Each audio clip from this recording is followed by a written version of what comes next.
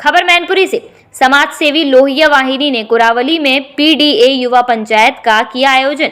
कुरावली क्षेत्र में समाजवादी लोहिया वाहिनी ने जनता के बीच कार्यक्रम आयोजित किया।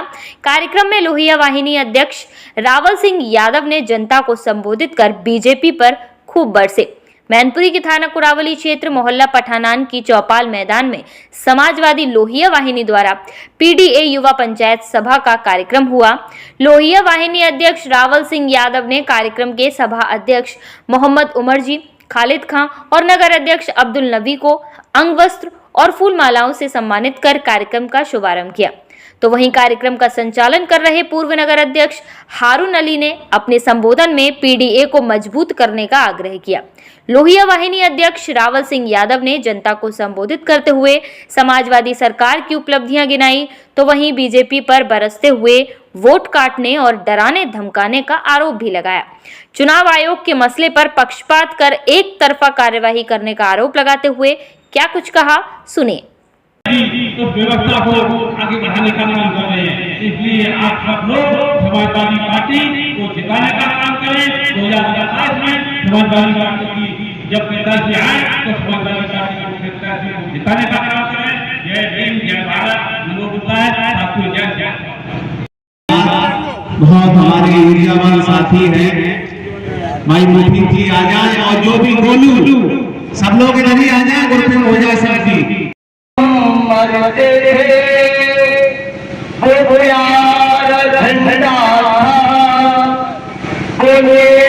जी का झंडा का स्वागत करें और हमारे रावल सिंह यादव जी जो कि इनका माला पहनाकर स्वागत करेंगे। समाजवादी लोहिया वाहिनी की ओर से ये सभा बुलाई, अभी मीटिंग हुई, क्या है इसका? ये जो है युवा पीडीए पंचायत है। ये तो युवाओं की आज जो है ये पंचायत हुई है कि देश में ये जो अभी वर्तमान सरकार चल रही है, ये युवाओं के नौजवानों के, छात्रों के, महिलाओं के, किसानों के, व्यापारियों के जो हक पे डाका डाल रहे हैं। यहाँ तक आ गए जो बहुत अमूल्य चीज़ जो वोट लोग कहते हैं कि अमूल्य वोट देकर उस वोट को लूटने का काम कर रहे हैं। इसके लिए हम सब युवा गांव-गांव, हर गली, हर मोहल्ले, हर द्वार तक जाएंगे और इस जो सरकार वर्तमान चल रही है इसके खिलाफ हम लोग बिगुल फूंकेंगे और आने वाले 2027 में राष्ट्रीय अध्यक्ष श्री अखिलेश यादव जी को इस कुर्सी पे बैठालने का काम करेंगे। समाजवादी की ओर से ये इलेक्शन कमीशन पर जो आरोप लग रहा है, क्या है ये मसला, क्या मामला है ये हमारे पार्टी के जो राष्ट्रीय अध्यक्ष हैं, ये पूरा सब अखबारों ने छापा है कि पहली बार हिंदुस्तान में ऐसा हुआ है कि इलेक्शन कमीशन को जो है कफन भेंट किया गया, कि इलेक्शन कमीशन और उसकी आत्मा वो मर चुका है।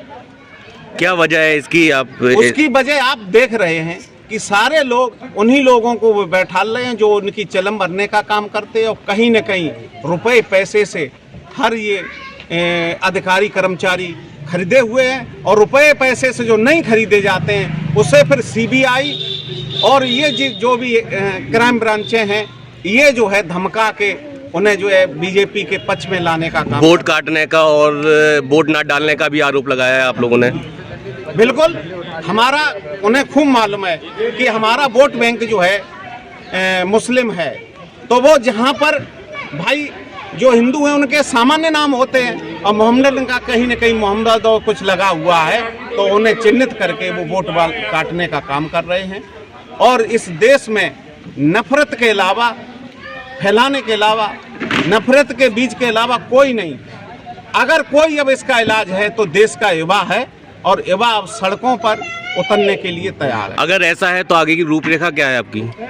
भाई रूपरेखा ये है कि हम तो भाई आंदोलन ही कर सकते। आंदोलन के माध्यम से इस बेरहम सरकार को हम सिखाने का काम करेंगे और हटाने का भी काम करेंगे। तो ये आंदोलन कब से सोच रखा है आपने? ये आंदोलन मेरा जारी है।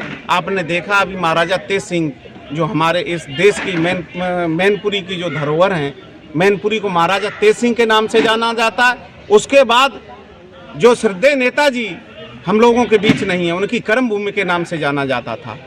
नेताजी ने अपने जो है समाजवादी पार्टी से 5 लाख रुपए देके उस मूर्ति को बनवाया था।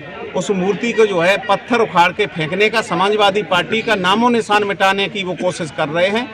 नामो निशान नहीं मिटने देंगे हम, क्योंकि यहाँ सुई से लेके हर विकास, यहाँ कड़कड़ में समाजवादियों का विकास है। कहाँ कहाँ तक आप मिटाओगे? मैंने धरना दे के माध्यम से वो पट्टियाँ फिर लगवाने का काम किया है, और कहीं भी किसी कार्यकर्ता का, किसी भी साथी का उत्पीड़न होगा तो निश्चित रूप से हम सड़कों पर उतरने का काम करेंगे। कार्यक्रम में उपस्थिति रही आपकी, क्या आपका उद्देश्य था, क्या मीटिंग में क्या विचार हुए? ऐसा है, हम लोगों का पीडीए का कार्यक्रम चल ही रहा है। ये युवाओं का कार्यक्रम है भाई। हम लोग पीडीए के कई गांव सेक्टर वाइज कर रहे हैं। पीडीए का मतलब समझा भी रहे हैं लोगों को, गांव के लोग नहीं समझते हैं, और पीडीए को सक्रिय होकर की ही आगे कुछ किया जा सकता है। आप देख रहे हो, संविधान मजबूत करने की बात करते हैं, क्या इस पे आपको लगा कि ये संविधान को मजबूत होना चाहिए? संविधान तो मजबूत है जी। संविधान तो मजबूत न होता तो ये सब जो गरीब दलित महिलाएं सब कुर्सियों पर बैठी हैं, इन्हें तोड़ने का काम कर रहे हैं जो बीजेपी वाले। उसके बारे में समझाया जाएगा। संविधान मजबूत है, संविधान कमज़ोर नहीं था, इसे ये तोड़ने का चाहते हैं, वो नहीं तोड़ने देंगे। उसके लिए सड़कों पर भी आना पड़ेगा। हमारी राष्ट्रीय जो निर्देश करेंगे उसका पालन किया जाएगा। और अभी जितना हम लोगों को आदेश दिया गया वो कर रहे हैं, आगे और कुछ दिया जाएगा उसका भी पालन करेंगे। 2027 में इलेक्शन है, क्या रूपरेखा है? उसी का तो ये कार्यक्रम है, उसी का तो मैंने अभी बताया था अपनी बात में कि बहन जी को तो बैठा दिया है। 2019 में बहन जी के साथ गठबंधन हुआ था, आपको मालूम है। 2014 में एक भी सांसद उनका नहीं था। जब मेरे साथ गठबंधन हुआ, समाजवादी के साथ हुआ, तो जहां समाजवादी का कैंडिडेट था वहां केवल 100% मुसलमान, यादव और जाटव ने वोट किया।